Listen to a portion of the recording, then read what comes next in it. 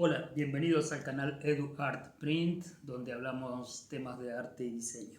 Este video también lo estás viendo a través de Instagram, en la cuenta @arte.ilustración.design.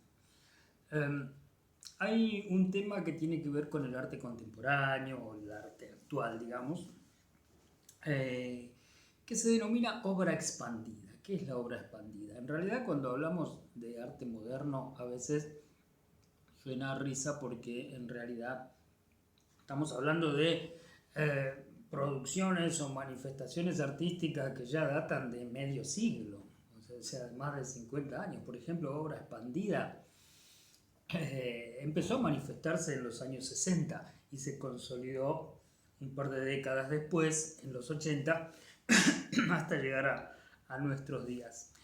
¿Qué significa realmente? Es cuando, a partir de la bidimensionalidad del cuadro, parte de la materia con la que el artista trabaja se sale de ese perímetro y sobrepasa el concepto bidimensional. Ya no pasa a ser solo ancho y alto, sino que encima después toma volumen alguna de esas partes. E interviene el espacio que va más allá del marco, si es que eso tiene marco, es decir, del perímetro propiamente dicho de esa obra pictórica. Este concepto de obra expandida empezó en realidad desde lo que era la escultura, a partir de que algunos críticos empezaron a cuestionarse en el arte minimalista, que era básicamente tridimensional, que era la escultura. Empezaron a cuestionarse, te decía, cuáles eran los límites, ¿sí? de ese arte. Y después, bueno, empezó a manifestarse a través de la pintura, y eso me parece muy interesante, y esta es una opinión personal que no sé si la vas a encontrar en los libros. Creo que fue producto del agotamiento, ¿sí? de la terminación de las posibilidades expresivas y comunicativas del arte abstracto. Ya te lo he dicho en otros videos, creo que el arte abstracto ya murió hace mucho como manifestación de vanguardia que permita una expresividad creativa distinta de todo lo anterior. Cuando comienza la abstracción, que rompe con toda esa tradición figurativa que venía de siglos, ahí realmente fue innovador. Pero por su propia condición de haber matado a la figura y a otras cosas más, desde el punto de vista temático, se agotó en sí mismo. Entonces, a ver, cuando alguien habla de muerte o de finalización de algo, es más, hasta del mismo concepto de apocalipsis, no habría ni que ofenderse, ni que ponerse en una situación así de qué está diciendo, tipo, porque en realidad, cuando alguien crea a un nivel creativo superlativo, es porque ha matado un montón de cosas. Está empezando a balbucear los vocablos de un nuevo paradigma, en todo caso. O aspira a eso, sin quererlo incluso. Pero me refiero a que siempre hay una muerte para un renacer. Si no, qué sé yo, ¿qué fue Jesucristo sino un fracasado? Entonces, porque lo terminan matando en la cruz, por decir algo, uno de los tantos mitos que hay de las distintas civilizaciones e historias. En cambio, cuando resucita, ese es un símbolo de ¿qué? De la destrucción total para generar un mundo nuevo, como el mismo Apocalipsis, ya que seguimos con la tradición bíblica. La etimología de Apocalipsis, si tomamos el origen de la palabra, quiere decir revelación. No tiene que ver con el caos y la destrucción total y todo lo que nos han metido en la cabeza. No, es de pronto esa destrucción necesaria para que nazca el mundo nuevo. Y así hay, pero en todas las civilizaciones y culturas, este mito de la destrucción para que nazca lo nuevo. Por eso entre los egipcios, el dios Set, por ejemplo, es tomado desde nuestra visión, desde nuestra cultura, como alguien malo, ¿no? Como un dios que está del lado de los malos. Pero sin embargo, el tipo era el que había creado el desierto, y el desierto que simbolizaba el caos, pero caos en tanto todo, y el todo, ¿qué es? El todo, el uno, la divinidad, lo que algunas religiones le llaman Dios.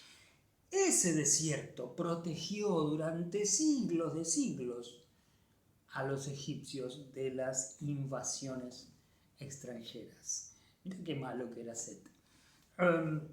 Y bueno, la cultura egipcia los mitos van cambiando, algunos tienen hechos que pueden ser considerados benévolos y otras veces no, pero hay que interpretarlos y reinterpretarlos, ¿no? Gilgamesh, por ejemplo, que era un rey totalitario, sanguinario, a partir de que pelea con su amigo muere y él se convierte y empieza a buscar la vida eterna. Él quiere buscar la inmortalidad, ¿no? Gilgamesh el inmortal. Hay una historieta de Editorial Columba muy linda.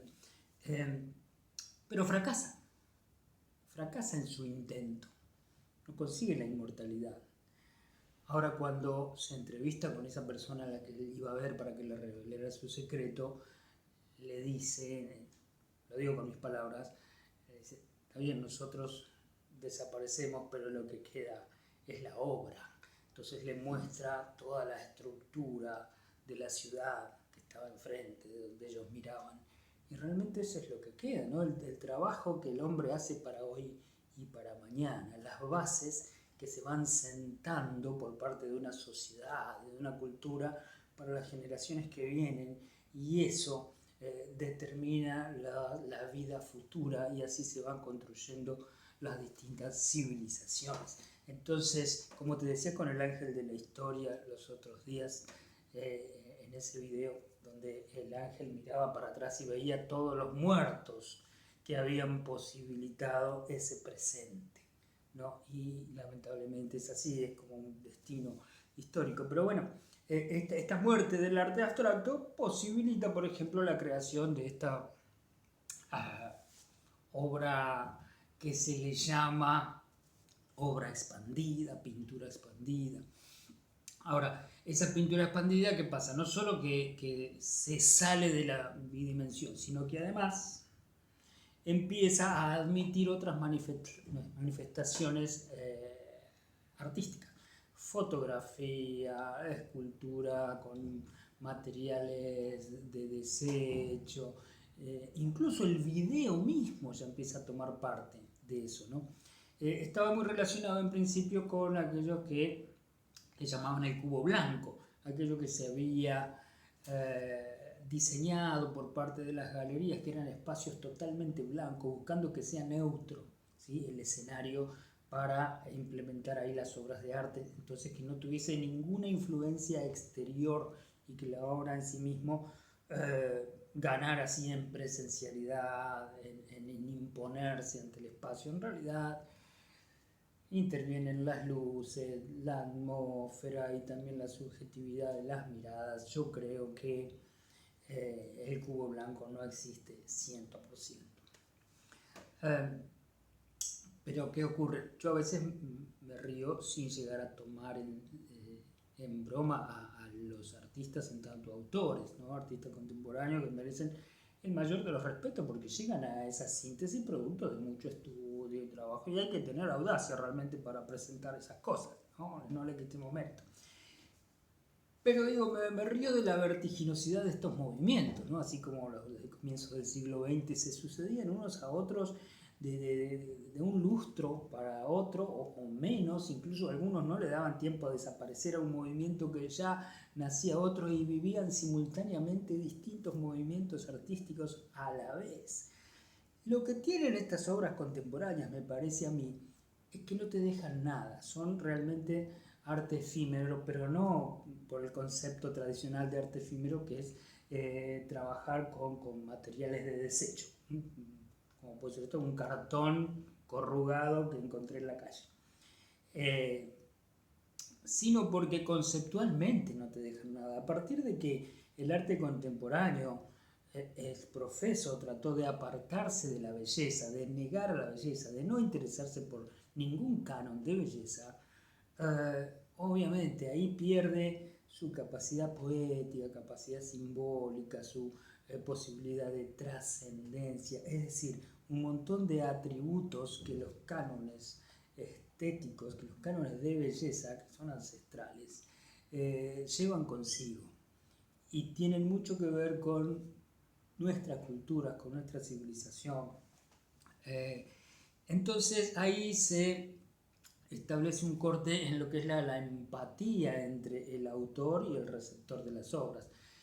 Pueden tener que ver con determinados momentos, ¿sí? Momentos de una historia y en un contexto determinado que hacen que esa obra conceptual haga referencia puntualmente a determinados hechos, determinada situación social, pero pasado el tiempo, cuando uno estudia el arte, cuando uno va a los referentes de cada periodo histórico para aprender, sin la H, para aprender, para instruirse, en realidad de ahí no saca absolutamente nada.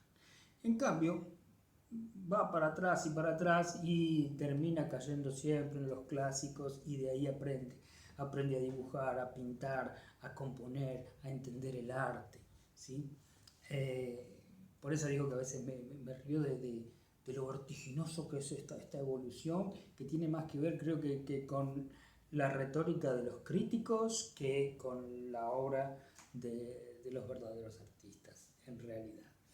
Y así como me tomo un poco en broma relacionando con esto de la obra expandida, los otros días vi, y te pasaba unas fotos por Instagram, una de las obras donde yo había pintado las hojas de un potus, y el potus verdadero que tengo aquí empezó a acercarse hacia la obra y empezó a invadirla.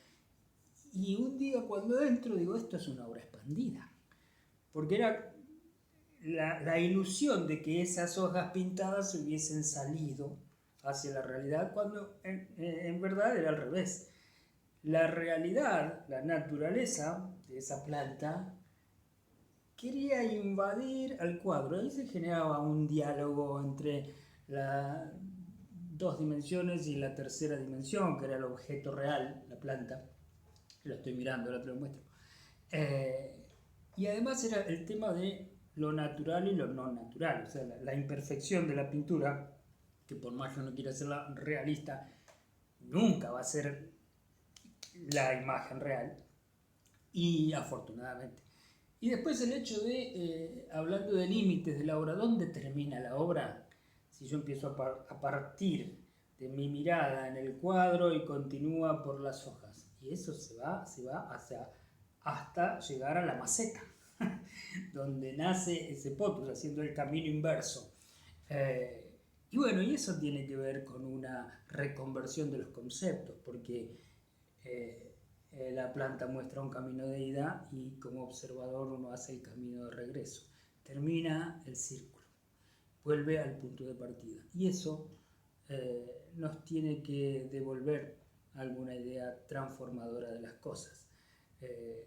Si nos quedamos a seguir pintando abstracciones en lo bidimensional, sí, va a ser algo de satisfacción personal para algunos, pero en realidad el concepto arte o la estética con mayúsculas no le va a aportar mucho, me parece. Por eso bienvenido en su momento la obra expandida. Mira cómo la naturaleza invadió acá. No lo vas a poder ver claramente porque la obra ya tiene un vidrio, pero es ese potus, esas hojas pintadas, eran de este potus cuando era más chiquito. Y ahora, claro, vino hasta acá, la respetó a Norita, le pasó por arriba, adornándola, y aquí está. Este es el origen.